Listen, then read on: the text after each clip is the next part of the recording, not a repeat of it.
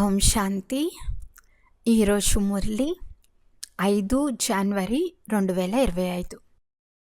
Revise course date 17 October 2003. Murali headline: పూర్తి సంవత్సరం అంతా సంతుష్టమని గాయి సదా సంతుష్టంగా ఉండాలి మరియు అందరినీ సంతుష్టంగా చేయాలి. ఈరోజు దిలారాముడైన బాప్దాదా నలువైపులా ఉన్న అనగా ఎదురుగా ఉన్నవారిని మరియు దూరంగా ఉన్నప్పటికీ సమీపంగా ఉన్న ప్రతి రాజా బిడ్డను, అతి ప్రియమైన పిల్లలందరినీ చూసి హర్షితమవుతున్నారు. ప్రతి పుత్రుడు రాజు, అందుకే మీరు రాజా పిల్లలు. ఈ పరమాత్మ ప్రేమ మురిపము విశ్వంలో చాలా కొద్ది మంది ఆత్మలకు మాత్రమే ప్రాప్తిస్తుంది. కానీ మీరందరూ పరమాత్మ ప్రేమ పరమాత్మ మురిపమునకు అధికారులు. ప్రపంచంలోని ఆత్మలు రండి రండి అని పిలుస్తున్నారు, కానీ మీరందరూ పరమాత్మ ప్రేమను అనుభవం చేస్తున్నారు, పరమాత్మ పాలనలో పాలింపబడుతున్నారు. ఇలాంటి మీ భాగ్యాన్ని అనుభవం చేస్తున్నారా? బాప్దాదా పిల్లలందరినీ డబల్ రాజ్యాధికారులుగా చూస్తున్నారు. ఇప్పుడు కూడా స్వరాజ్యాధికారులు. ఇక భవిష్యత్తులో అయితే రాజ్యం మీ జన్మసిద్ధ అధికారం.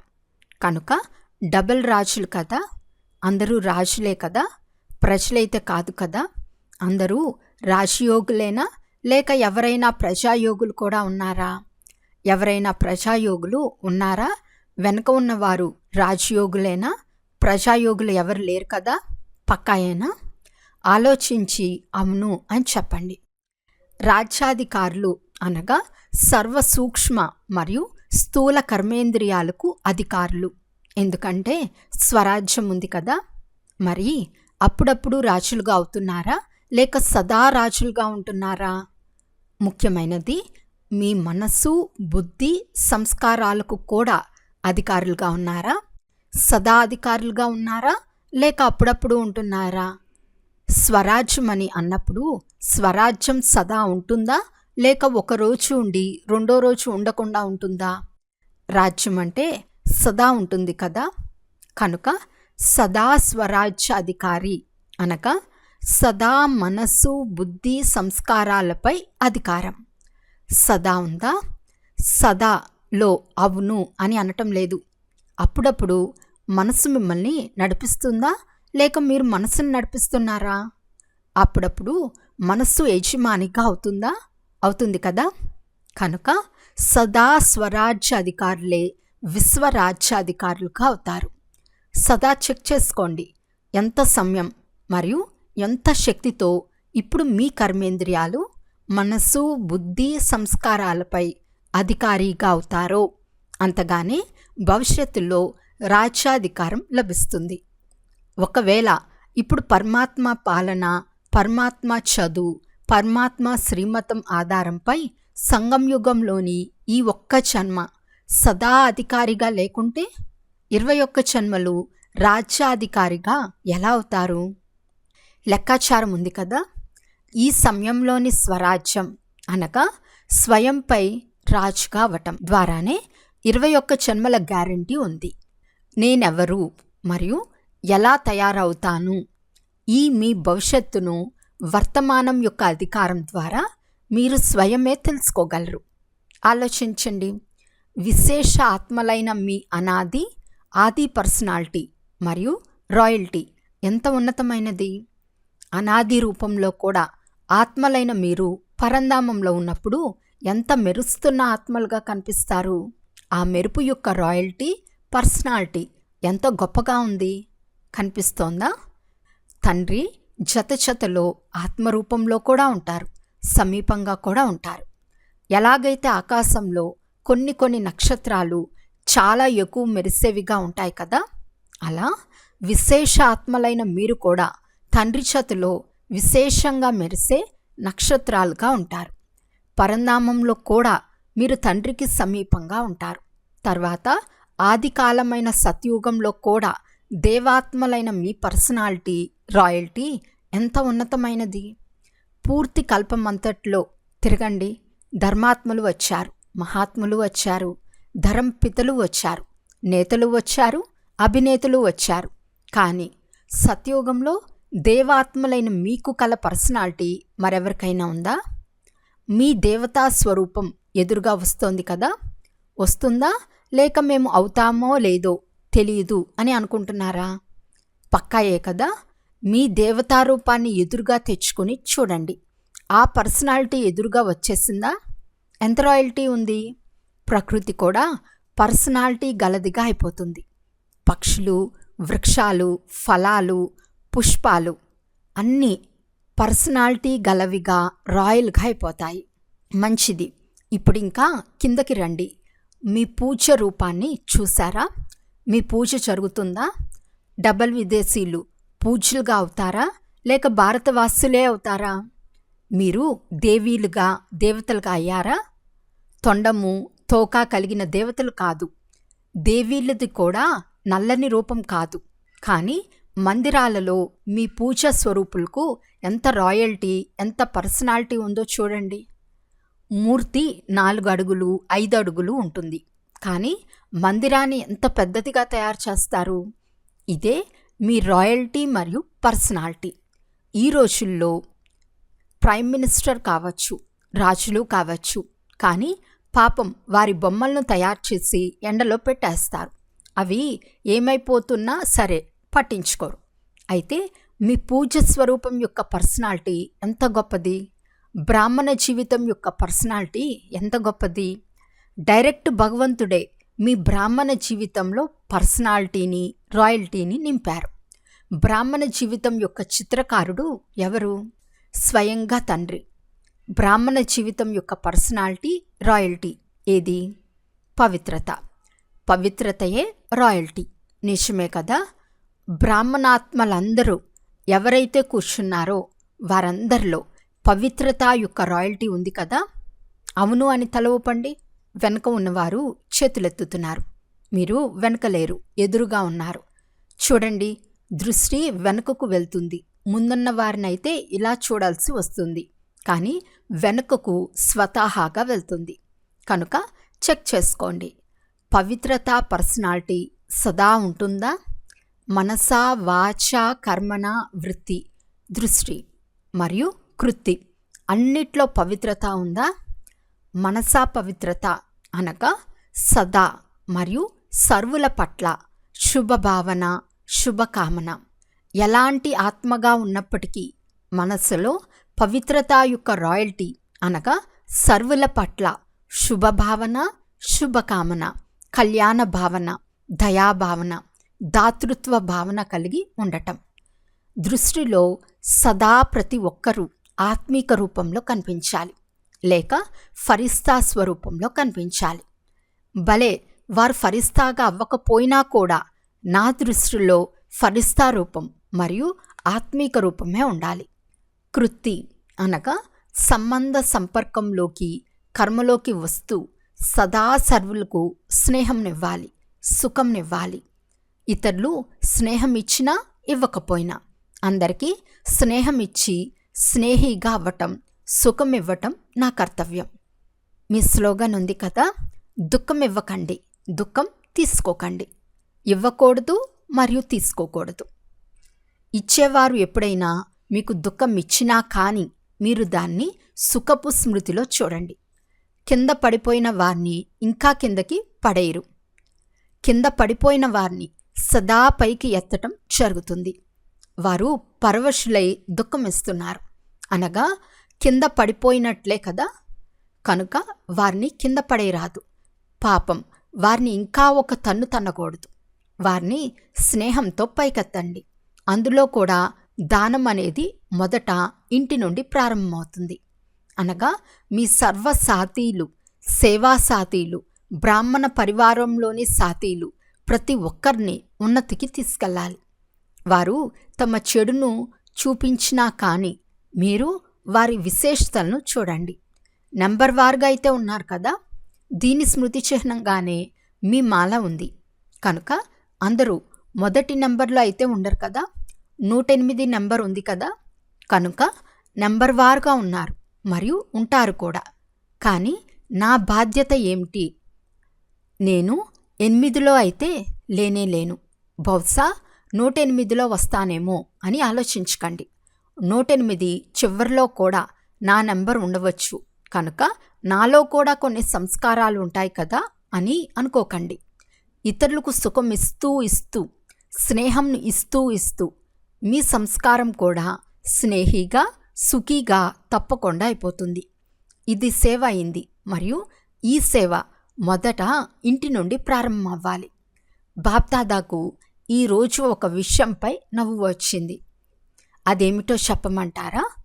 చూడండి, మీకు కూడా నవ్వు వస్తుంది. బాప్దాదా అయితే పిల్లల ఆటలు చూస్తూ ఉంటారు కదా. బాప్దాదా ఒక్కొక్కసారి ఒక్క సెకండ్లో ఏదైనా సెంటర్కు చెందిన టీవీని ఆన్ చేస్తారు, మరోసారి మరో సెంటర్ది, ఒకసారి విదేశీ వాళ్ళది, ఒకసారి భారతదేశం వాళ్ళది స్విచ్ ఆన్ చేస్తారు. పిల్లలు ఏం చేస్తున్నారో బాప్దాదాకు తెలిసిపోతుంది. ఎందుకంటే తండ్రికి పిల్లలపై ప్రేమ ఉంది కదా. తండ్రి సమానంగా అవ్వవలసిందే అని పిల్లలు కూడా అంటారు. పక్కాయే కదా, సమానంగా అవ్వవలసిందే కదా. ఆలోచించి చేతులెత్తండి. మరణించాల్సి వచ్చినా, వంగాల్సి వచ్చినా, సహనం చేయవలసి వచ్చినా, వినాల్సి వచ్చినా, కానీ మేము సమానంగా అయ్యే చూపిస్తాము అని భావించేవారు చేతులెత్తండి. కుమారీలు ఆలోచించి చేతులెత్తండి. వీరి ఫోటో తీయండి. కుమారీలు చాలామంది ఉన్నారు. చనిపోవలసి వస్తుంది, వంగవలసి వస్తుంది. పాండవులు చేతులెత్తండి. విన్నారు కదా, సమానంగా తయారవ్వాలి. సమానంగా అవ్వకపోతే మజా రాదు. పరంధామంలో కూడా సమీపంగా ఉండరు. పూజ్య రూపంలో కూడా తేడా వచ్చేస్తుంది. సత్యుగ రాజ్యభాగ్యంలో కూడా తేడా వచ్చేస్తుంది. బ్రహ్మబాబాపై మీకు ప్రేమ ఉంది కదా. డబల్ విదేశీలకు అందరికంటే ఎక్కువ ప్రేమ ఉంది. ఎవరికైతే బ్రహ్మబాబాపై హృదయపూర్వకమైన ప్రేమ ఉందో వారి చేతులెత్తండి. మంచిది, పక్కా ప్రేమ ఉంది కదా. ఇప్పుడు ప్రశ్నిస్తున్నాను, ఎవరిపై ప్రేమ ఉంటుందో ఆ ప్రేమకు గుర్తు ఏమిటి అంటే, ఏదైతే వారికి ఇష్టం అనిపిస్తుందో వారిని ప్రేమించే వారికి కూడా అది ఇష్టం అనిపిస్తుంది. ఇరువురి సంస్కారాలు, సంకల్పాలు, స్వభావాలు అన్నీ ఒకే విధంగా ఉంటాయి. కనుకనే వారు ప్రియంగా అనిపిస్తారు. కనుక బ్రహ్మబాబాపై ప్రేమ ఉంటే 21 జన్మలు అనగా మొదటి జన్మ నుండి 2వ 3వ జన్మలో వస్తే బాగుండదు. కానీ మొదటి జన్మ నుండి చివరి జన్మ వరకు తోడుగా ఉంటారు. భిన్న భిన్న రూపాలలో తోడుగా ఉంటారు. మరి తోడుగా ఎవరు ఉండగలరు? సమానంగా ఉండేవారు. బ్రహ్మబాబా నెంబర్ 1 ఆత్మ. మరి తోడుగా ఎలా ఉంటారు? నెంబర్ 1గా అయినప్పుడే తోడుగా ఉంటారు. అన్నిట్లో నెంబర్ 1 అనగా మనసాలో, వాచాలో, కర్మనాలో, వృత్తిలో, దృష్టిలో, కృతిలో అన్నిట్లో నెంబర్ 1గా అవ్వాలి. మరి మీరు నెంబర్ 1గా ఉన్నారా లేక నెంబర్ వారుగా ఉన్నారా? ఒకవేళ ప్రేమ ఉంటే ప్రేమ కోసం దేనినైనా బలిహారి చేయటం కష్టం అనిపించదు. చివరి జన్మలో కలియుగ అంతిమ సమయంలో కూడా దేహాభిమానపు ప్రేమ గలవారు తమ ప్రాణాన్ని కూడా బలి చేసేస్తున్నారు. మరి మీరు బ్రహ్మబాబాపై గల ప్రేమలో మీ సంస్కారాలను పరివర్తన చేసుకోవటం ఏమైనా పెద్ద విషయమా?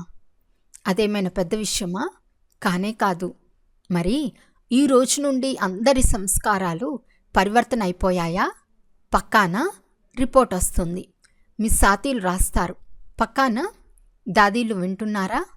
సంస్కారాలు మారిపోయాయని అందరూ అంటున్నారు. లేకుంటే సమయం పడుతుందా? ఏమంటారు? మోహిని, న్యూయార్క్ చెప్పండి. మారిపోతాయి కదా. మీరందరూ పరివర్తన అయిపోతారు కదా. అమెరికా వారైతే పరివర్తన అయిపోతారు. నువ్వు వచ్చే విషయం గురించి చెప్పలేదు కదా. నువ్వు వచ్చే విషయం ఏమంటే, అందరూ పురుషార్థమైతే చాలా చేస్తున్నారు. అది చూసి బాప్దాదాకు దయ కూడా కలుగుతుంది. అప్పుడప్పుడు చాలా శ్రమ చేస్తారు. తర్వాత ఏం చేయాలి? నా సంస్కారమే అలాంటిది అని అంటారు. సంస్కారంపై దోషం వేసేసి స్వయాన్ని తేలిగ్గా చేసుకుంటారు. కానీ ఈరోజు బాబా చూశారు, మీరు దేనినైతే నా సంస్కారం అని అంటున్నారో అదేమైనా మీ సంస్కారమా? మీరు ఆత్మలే కదా, శరీరం అయితే కాదు కదా. మరి ఆత్మ సంస్కారం ఏమిటి? ఒరిజినల్గా మీ సంస్కారం ఏమిటి? ఈరోజు దేనినైతే నా సంస్కారం అని అంటున్నారో అది మీదా లేక రావణునిదా? ఎవరిది? మీదా? కాదు కదా. మరి నాది అని ఎందుకు అంటారు? నా సంస్కారమే అలాంటిది అని ఊరికే అలా అనేస్తారు కదా. కనుక ఈ రోజు నుండి నా సంస్కారం అని అనకండి. ఒక్కసారి అక్కడక్కడి నుండి చెత్త ఎగిరి వస్తుంది కదా, అలా ఈ రావణుని వస్తువు కూడా వచ్చేసినప్పుడు దానిని నాది అని ఎందుకంటారు? అదేమైనా నాదా? కాదు కదా.